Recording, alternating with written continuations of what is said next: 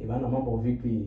Kama nilivyokuwa nimeahidi kwamba leo nitasimulia story moja ambayo imewahi kunikuta kwenye hizi harakati zetu za utafutaji, harakati zetu za chaka chaka. Umeona?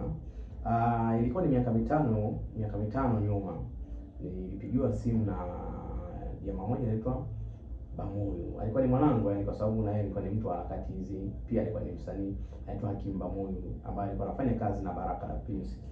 Wakanipigia simu. Baada ya kunipigia simu akaniambia, bana, Baraka nakutafuta, unaona tuna safari sisi, tunakuja kanda ya Ziwa, tunatoka Dar es Salaam, kwa hiyo tunataka tupate show. Umeona, tupate show, tuna show Jumapili ambayo ni Mwanza mjini, lakini nataka nipate show kama 3 fulani hivi au 4, unaona. Basi mimi nikamwambia niko kusini, nilikuwa na Best Naso, tuna show. Kwa hiyo ikabidi mimi nimwage Best Naso, kwa sababu tayari sisi tulikuwa tumeziweka sawa, na kule kusini Best Naso kuna watu wengi kibao wanajua nao, na pia walikuwa ni wazuri tu kwenye kazi, unaona. Kuna mtu alikuwa anaitwa Dallas, unaona, Dallas, yani pia kule alikuwa anahusika sana kule. Sasa ilibidi mimi nisafiri, nikaenda ukanda ule pale wa kanda Ziwa, umeona. Nikafika, nikaenda nikaorganize na watu kazi, watu wa ukumbi. Naona picha linaanza, nilianzia kuandaa ambayo ilikuwa ni Ijumaa, niliandaa na ndisi moja inaitwa Chato, na ukumbi unaitwa Jilafu. Alafu pia nikaandaa show Kemondo, yani ukiwa Bukoba hapa mwanzoni, kabla ya kufika Bukoba mjini, inaitwa Kemondo. Ukumbi ulikuwa unaitwa Bijampola, umeona. Nikawa nimeandaa hizo show vizuri kabisa, nimeziandaa show vizuri. Baada ya hapo, kwa nimeziandaa hizo show, tukakubaliana sasa, tukaongea na mhusika mwenyewe. Wakati wale aliponiambia Baraka nakutafuta, pia Baraka nilimtafuta, kaniambia uhakika atakaandaa, tutafanyaje, tutafanya kazi. Kwa hiyo nilipomaliza kuorganize zile show vizuri, nikawapigia kujua sasa maslahi yangu yakoje. Umeona bana, tukakubaliana kwamba wao walikuwa wanataka kupata 10% mlangoni. 10% ya kwao Baraka na timu yake wapate 50% peke yake. Kwa hiyo mimi nitajua na dili vipi na mtu mwenye ukumbi, umeona, ili na mimi nipate chochote kitu, umeona. Makubaliano yetu yakawa hivyo. Kwa hiyo mimi nikaorganize na mtu wa ukumbi, yeye anatakiwa andae show, na kuna vitu ambavyo mimi nimsaidie, umeona, kwenye katika maandalizi. Ibidi mimi nitengeneze posters nikampigia simu Mdoe, nikatoa hela yangu nikatengeneza posters, kwa sababu zamani watu wasanii walikuwa wanaandaa show au wanawapigia waandaaji watu wa ukumbi kwamba ninakuja kufanya kazi, alafu hawaendi. Kwa hiyo ili wenye ukumbi waone kwa serious, lazima kuna vitu ndio vifanye. Kwa hiyo mimi nilichapisha matangazo, nilipigia simu Mdoe, akanitumia bando 2. Bando moja likaenda Chato, bando lingine likawa limeenda nimeenda Kemondo, umeona. Kwa hiyo tumekubaliana, mimi mwenye ukumbi tukakubaliana kwamba atachukua 35%, unaona. Wakati huo msanii tumekubaliana kwamba asilimia 50 yeye, yani yeye kama mimi nifanye ninavyojua, ila yeye achukua 50%. Kwa hiyo hata kama ningeorganize vipi kwamba labda mwenye ukumbi kanipa bure, atajua mwenyewe, ila akaniambia msanii uhakikishe kwamba mimi napata tiketi ya ndege, tiketi 2 za ndege, unaona. Alafu za kuja kwamba za kurudi walikuwa wamekatiwa na watu wa Mwanza, wale wa Mwanza wenye ambao wanafanya nao kazi yetu. Kwa hiyo mimi nikapewa kazi nipate wakikomba wanasafiri na gari ya kwenda kuwachukua airport, kuwapeleka Chato na kuwapeleka Kemondo na kuwarudisha Mwanza, unaona. Hivyo vitu vyote mimi nikachekecha nikakamilisha kila kitu, nikaweka sawa. Kwa tiketi nilituma, mpaka leo tiketi ninayo, unaona. Mpaka leo hizo na ndizo tiketi ninazo. Tiketi nilituma. Baraka mwenyewe akaniambia fresh. Nikamwambia mimi, nikampa wazi Baraka, nikamwambia bana, mimi jamani nafanya naye, yeye anachukua 35%, mimi nachukua 15%. Mambo ya kusafiri wewe niachie mimi. Nikapambana kila kitu kapatikana. Nimefika siku ya show ilikuwa nzuri sana Chato, umeona. Naikumbuka sana show ilikuwa nyomi sana, ingine ilikuwa ni 7,000, umeona bana. Sasa tumemaliza show tu vizuri. Nilikuwa na rafiki yangu pia ambaye alikuwa ni rafiki yake na Bamuyu, anaitwa Godiwani Ali, umeona, naye alikuwa ni msanii, naona. Basi ndio tulisafiri wote, maana tulisafiri timu ya watu 4, Baraka na Bamuyu, wao walitoka Dar es Salaam na tiketi za ndege niliwatumia mimi, na tulienda tukawachukua airport, tukatembea nao kuelekea Chato. Basi tumemaliza show, tumepata hela, haikupatikana hela kivile, lakini hiyo kulingana na mazingira ya ukumbi wa Giraffe tulipata kama milioni tatu kama sio 500,000 600, sikumbuki vizuri hapo, lakini ilikuwa 600,000 kama na ushare hivi. Umeona? Sasa tukaanza kugawa asilimia. Unaona kwamba Baraka kwa hiyo hela itachukua 50 yake, halafu mimi nimalizane na bosi. Sasa bosi, mimi nikasema tulimalize hapa. Katika kumaliza hapa bosi mimi ananikabidhi ile hela, akanikabidhi ile hela, unaona, asilimia yangu. Baraka karuka kwamba huyu bwana anachukua hiyo hela atafanya nini? Unaona? Bosi akamwambia, bosi alikuwa anaitwa Kazimiri. Alikuwa anaitwa Kazimiri, yes, alikuwa anaitwa Kazimiri. Unaona? Na ule ukumbi wa Giraffe alikuwa amekodi, ulikuwa unahusiana na ukumbi ulikuwa unahusika, ulikuwa familia ya marehemu rais wa zamani Magufuli. Unaona? Ndio ukumbi ulikuwa unahusiana na wao. Lakini ile Emilia alikuwa amekodi pale. Basi akawa wakati na mimi ile nachukua ya asilimia, kagoma akasema mimi hii hela yote na unampa huyu amefanya kazi gani? Yaani ile hela mimi kabla haijakaa kwangu vizuri, Baraka kaipokonya. Umeona? Kaipokonya sasa, ile kabla hatujakaa sawa. Akawa kama anaongea na simu, akatoka nje. Sasa kutoka nje ana ile hela na mimi nilikuwa namfuata. Ile tunafika tu nje, kuna gari la polisi lilikuwa linapita. Yaani ile hoteli ambayo tulilala iko karibu sana na kituo cha polisi. Gari la polisi lilikuwa linapita na hizo walikuwa doria. Kawasimamisha wale askari. Umeona? Bana huyu hapa bana tapeli anataka kuniibia mimi hela. Yaani kanigeko simjui kwanza mimi huyu. Umeona? Yaani ile mtu kashashautia na ile askari anataka kuniibia. Na anataka kunikaba, tumetoka kwenye show na nini. Sasa yule bosi alipochukua hela zake kwa sababu ya kutaka ugomvi. Yeye akawa ameshaondoka.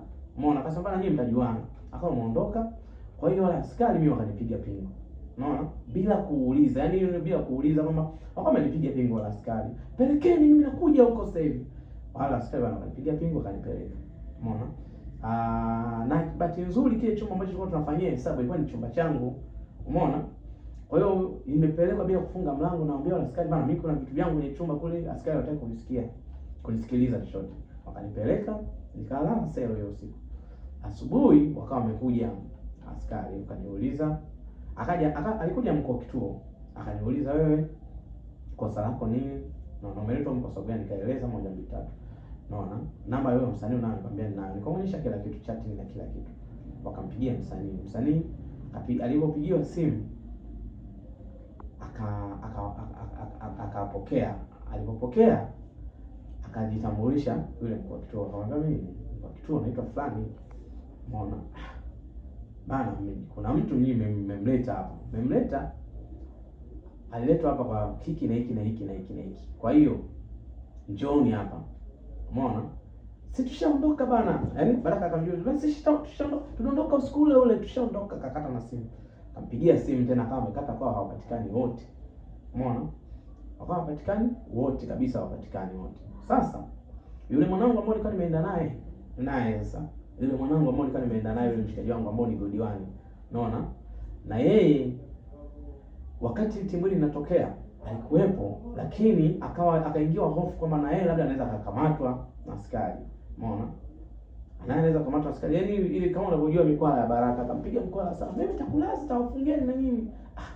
Umeona? Yule mshikaji wangu naye akachimba usiku ule ule. Kumbe Baraka naye usiku ule ule wala hakutaka tena kusubiri ile gari ambayo itakiwa iwarudishe, kwa sababu unajua mimi ambayo mimi ndo nimetafuta ile gari ambayo itakiwa ipeleke na kuwarudisha. Kwa hiyo lazima ipitie kwangu iwarudishe.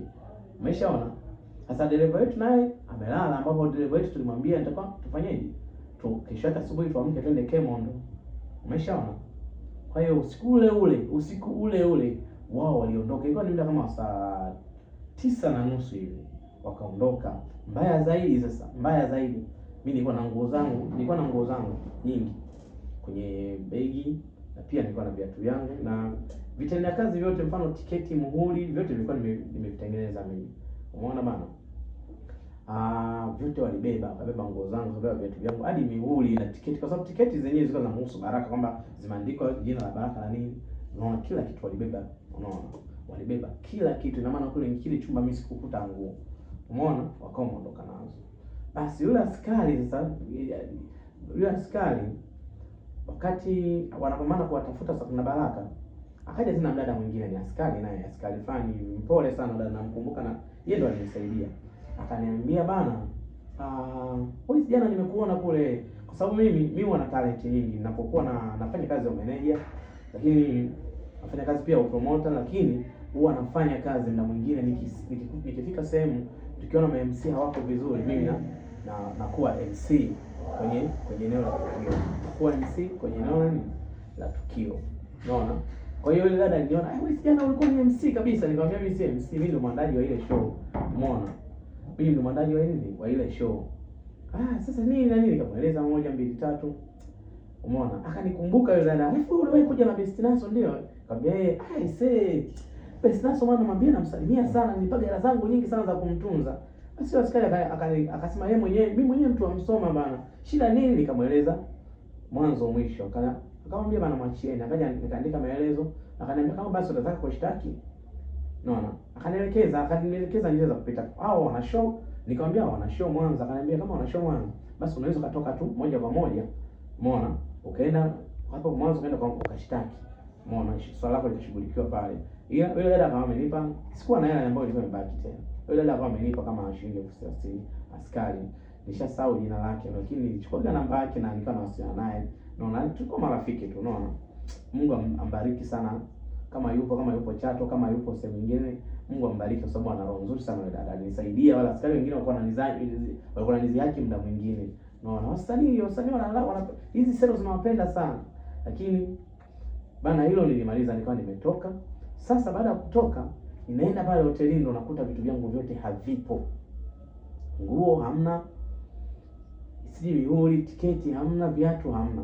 Na muuliza yule dada, anasema mbona wenzako walibeba jana usiku ule uliondoka? Umeona? Piga simu, nikampigia simu Baraka. Ananiambia achana na mimi bana. Nipigia simu Bamuli, alipokelea simu. Umeona? Nikampigia simu ndugu yangu. Kwanza nilikuwa na kisimu. Kile kisimu changu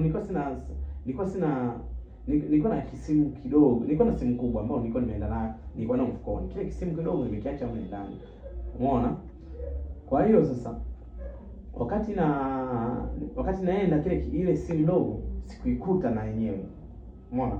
Kwa hiyo nilikuwa na namba ya rafiki yangu. Nikampigia simu mamangu alikuwa anafika hadi nyumbani. Nikampigia simu akaniambia ndugu yako amekuja, akaniambia umepata matatizo na sisi hapa ndio tulikuwa tunajiandaa kuja kufanya nini? Kukutoa. Naona amekuja hapa, ametoka ameenda, amesema ngoja akaoge, afuata rudi tena sisi tutafute gari tuje tufanye tukuwekee dhamana. Umeona? Basi nikamwambia mimi basi nimetoka. Umeona? Mimi nikaanza safari ya kuelekea nyumbani. Naona nikapita nikamkuta bibi mkubwa, nikamwambia 1 2 3 hivi na hivi na hivi. Basi nikamwambia mimi naenda Mwanza, nataka nikashughulikie, nikapambania haki yangu. Bibi mkubwa kama amenikataza. Umeona? Nikataza. Kwa hiyo nikabaki kutuma bana, nahitaji nguo zangu. Na nini, bibi mkubwa akaniambia wewe kaa. Naona hivi vitu wewe ndio kutatabati nzuri. Najua mimi kipindi hicho miaka ya nyuma nguo pia ilikuwa sio kitu kwangu. Kwa hiyo nilisikiliza ushauri wa bibi mkubwa. Lakini sasa nilikuwa napambana, akaniambia wewe wapigie tu simu, labda bado wako busy. Nilipambana sana kupiga simu. Nikatia Baraka na nitukana vibaya sana. Umeona? Yaani kila nikipambana hiki sipati majibu. Mpaka leo sijawahi kuonana machoni na Baraka. Mpaka leo sijawahi kuonana machoni na Baraka. Na mimi nilishawahi kusema kwamba kuna siku nitakutana naye, kwa sababu nilishasamehe. Kuna siku nitakutana naye, nitamkumbusha, nitamwambia binadamu hauko hivyo. Unaona? Na ndio maana mimi naweza kusema kwamba Mungu naye huwa anamlipia mtu. Unaona? Kama unavyoona Mazonge sasa hivi anakutana nao Baraka. Unaona? Sitaki kumzungumzia mabaya kwa sababu kila mmoja na bahati yake na riziki yake, lakini ni shoti dogo alizingua na alichonifanyia Baraka ilikuwa ni hivyo. Kwa hiyo ni story ambayo nilisema kuna siku nikipata nafasi nitaisimulia. Leo nimeisimulia, nitaendelea na matukio mengine kwa sababu nimefanya Chaka Tu Chaka miaka kwa miaka, yani miaka mingi sana Chaka Tu Chaka hii. Nimefanya kazi na Asante Ford. Kama unavyojua wasanii wana mazuri yao na mabaya yao. Mimi nitazungumzia mazuri mengi, lakini pia nitazungumzia na ubaya wao, ambao kwa sababu mtu akikutendea ubaya hata kama umesamehe story inabaki. Kwa hiyo tutakuwa nazungumza na wale ambao tumesameheana, tutaendelea kusimuliana. Asanteni sana, endelea kufuatilia mitandao yangu yote ya kijamii, unaona, kwa sababu nimeamua kipindi hiki, nina miaka 2 ya kustaafu hii kazi, unaona, lakini nitasimulia hizi stories zote mpaka naenda kustaafu nishazimaliza. Asante sana.